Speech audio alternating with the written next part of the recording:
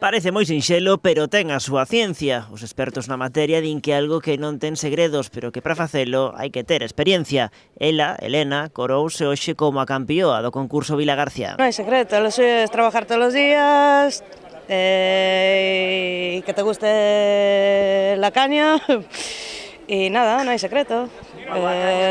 Una buena caña pues es trabajar todos los días.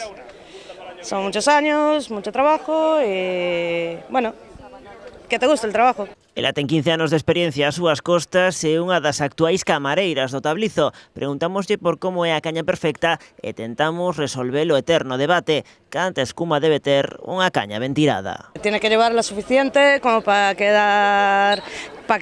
llegue a guardar lo que es el carbónico, que es lo fundamental de la cerveza, y nada más, ni mucha ni poca. A gañadora do concurso levará para casa o seu peso en cervexa. Pues 65.